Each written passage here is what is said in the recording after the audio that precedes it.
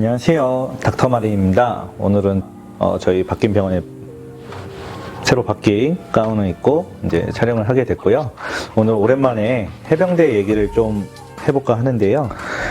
먼저 해병대 얘기를 하는 게 어떤 부분에서는 좀 조심스러운 게, 이제 제가 생활하던 시절에는 지금이랑 다르게 물론 지금도 그런 게 있는지 모르겠지만, 뭐 우리가 일반적으로 얘기하는 구타와 악습이 좀 많이 있었고, 저 위에 선배님들은 그게 더 심하셨을 거예요. 근데 그거를 미화시키려는 것도 아니고, 또 그것의 옳고 그름에 대해서 얘기를 하고 싶은 게 아니라, 그냥 제가 생활하던 시절에는 그랬었고, 그 시절에 이제 뭐 그것의 잘못에 대해서 말할 수 있는 분위기도 아니었고, 그냥 시대 상황이 그랬었다. 그러니까 좀 그냥 재밌게 봐주시면 좋을 것 같아요.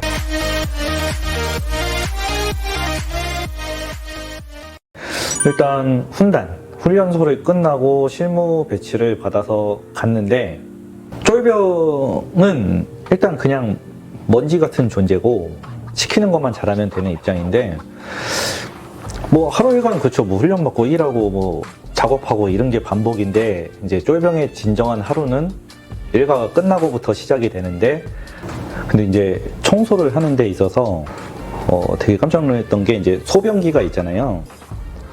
가기 전에 이제 먼저 갔던 친구한테 들은 적이 있는데, 그 소변기를 정말 깨끗이 닦아야 돼요. 그래서 어떻게 검사하냐면, 선임이 오셔서 이제 보통 일병 선임들이 검사를 하시는데, 오셔가지고 소변기 안에를 손으로 이렇게 긁어요. 그래서 혀를 내밀라 그래서 해병대 순검은 날아가는 새도 떨어뜨린다, 이런 말이 있어요. 그러니까 순검 시간에는 숨도 쉬면 안 돼요, 진짜. 되게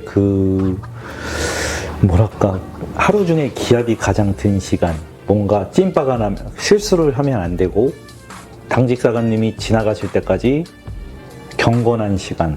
근데 이제 이병은 뭐 다 그렇게 앉아있지만, 이병은 특히 이렇게 앉아있는데, 양반다리하고 이렇게 앉아있는데, 이게 되게 조심해야 되는 게, 옆에 선임들이 계시잖아요. 선임들이 장난치신다고 이러고 있는데 옆에서 톡 쳐요. 근데 사람이 이제 딴 생각하다가 힘이 빠져있으면 이게 팔이 촉 올라가잖아요. 이러면 이제 큰일 나는 게, 이게 찐빠난 거예요. 실수한 거예요. 계속 힘을 이렇게 주고 있어야 돼요. 그래서 언제 칠지 모르기 때문에 계속 이렇게 힘을 주고 있으면은 되게 힘들어요. 그래서 탁 쳐도 이게 안 움직일 정도로 그러고 있어야 되고, 보통 한 30분, 길면은 1시간까지도 했던 것 같아요, 순검이라는 거를. 순검이 끝나면은 딱 일어나면 다리가 저릴 거 아니에요. 이게 계속 한 자세로 있었으니까. 근데 빨리 뛰어가서 화장실에서 물을 떠가지고 바닥에 물을 뿌려야 돼요. 선임분들이 주무실 때 건조하시면 안 되니까. 그리고 나서 이렇게 딱 자려고 하면, 이제 건너편에 일병 선임이 계세요. 그분이 눈빛으로 이래요. 그러면 이제 휴게실로 오란 뜻이거든요. 그래서 휴게실을 가면 이제 각 내무실 이병들, 막내들이 이렇게 쫙 모여 있어요. 근데 막내들도 기수가 있으니까 기수대로 이렇게 일렬로 쫙 서 있으면은, 이제 일병 선임들이 오셔가지고 이제 오늘 하루에 대해서 반성과 자숙의 시간을 가져요. 이병 중에 가장 막내였을 때 좋았던 거는, 이제 이병들도 여러 명이 있으니까, 이게 제가 요즘 권투한다 그랬잖아요. 근데 이게 맞아도 힘든데 때리는 사람도 힘들어요, 힘을 쓰니까. 그게 무슨 말이냐면, 이제 위에부터 이렇게 맞으면서 내려오잖아요. 그럼 저쯤 오면 힘들어가지고 선생님들이 그만 때리세요. 그럼 저는 안 맞고 끝나는 날이 좀 있었어요. 그럴 때 좀 좋았던 것 같고, 어쨌든 그것까지 끝나야 이제 들어가서 잠을 잘 수가 있었어요. 거의 쫄병의 생활은 그런 게 반복이었던 것 같아요. 시키는 대로 그냥 잘하고, 잘할 수도 없는데 시키는 거 잘하고, 그 다음에 이제 청소 잘하고, 그 다음에 이제 휴게실 갔다 오고, 이러면 이제 하루가 끝나고, 뭐 이런 식이었던 것 같아요. 매일같이 위기였는데, 이게 뭐랄까, 이게 사실 쫄병들은 칭찬받기가 힘들잖아요. 그래서 맨날 혼나고 욕먹고 이러는데, 이게 계속 쌓이다 보니까 이제 점점 뭐랄까, 이 자아를 상실하고 그런 생각이 드는 거예요. 나는 왜 살고 있나? 나 같은 거는 쓰레기야. 막 스스로 이런 가스라이팅? 이런 게 돼가지고 약간 존재의 의미가 없어지더라고요. 그래가지고 너무 힘드니까 제가 863기고 862기 선임, 861기 선임, 그 다음에 뭐 865기, 867기 이런 식으로 이병들이 있었는데, 제가 요 중에서 862기 선임은 이제 그 국군 수도병원에 입원을 하셨어요. 맞아가지고 여기 코뼈가 내려앉아서 입원을 하셔가지고, 제 바로 위에 선임이 861기 선임이었는데, 이분을 꼬셔가지고 일요일날 이제 우리가 도망을 가자, 왜 그런 생각했는지 모르겠는데 도망을 가자 이런 계획을 세워가지고, 그래서 1사단에 있었으니까 1사단 안에 1월지 호수라고, 1사단 계셨던 분들은 아실 거예요. 1월지 호수라고 되게 큰 호수가 있어요. 그 면에서 옆에 이쪽으로 있었던 것 같은데 그쪽에 있어요. 그래가지고 둘이 도망가서 그 1월지 호수에서 누워서 잠도 자고, 뭐 우리 잠 못 잤던 거 자보자 이러면서 잠도 자고, 뭐 담배도 맘대로 피고, 뭐 PX에서 먹을 거 사다가 막 먹고, 되게 좋았어요. 둘이서 이게 자유시간, 사실은 정신 나간 행동이죠. 이제 타령할 용기는 없었고, 타령도 뭐 생각은 안 했고, 그냥 도망가자 이런 마음으로 나온 거니까. 이제 점점 저녁 시간이 되잖아요. 그러니까 순검하기 전에는 들어가야 될 것 같은 거예요. 순검 시간이 없으면 이제 간부분들한테 걸리니까 그건 타령이 돼버리잖아요.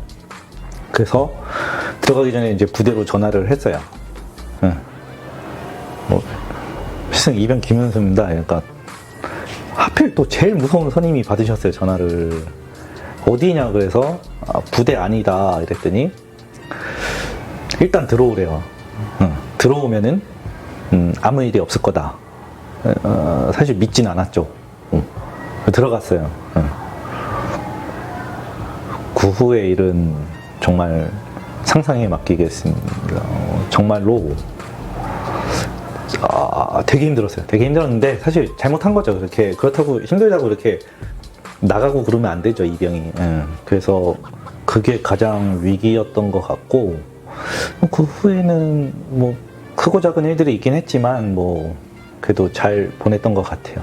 사실 저는 구타가 옳다 좋다 이런 건 아닌데, 사실 군인이라는 것은 어쨌든 간에 상관의 명령에 복종을 해야 되는 집단이고, 또 존재의 이유가 혹시 나라에 전쟁이 생겼을 때 우리 국민을 지키기 위해서 있는 집단이잖아요. 그렇기 때문에 그때 시대 상황은 그랬었고, 지금이랑은 이제 좀 다르지만, 어쨌든 요새 군대를 보면은 물론 인권이라는 것도 중요하죠. 그렇지만 과연 이게 군인인가, 캠프를 간 건가, 이렇게 조금 헷갈릴 정도로 너무 급격하게 많은 자유와 환경이 달라진 것 같아요.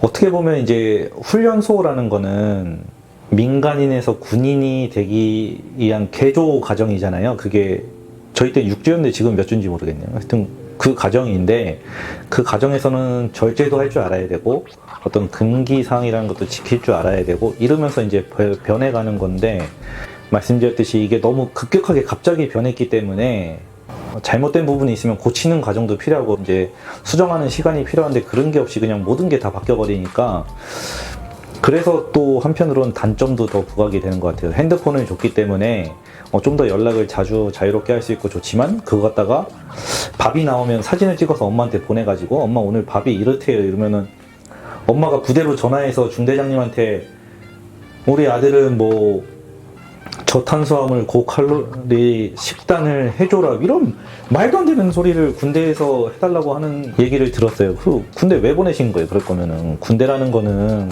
공통된 생활을 하면서 거기에서 배워나가는 과정인데, 그거를 부모님이 참견하시면 안 될 것 같고, 이런 정도의 생활 수준이면, 생활 환경이면 다시 가야 한다면 가볼까 다시 고민할 것 같아요.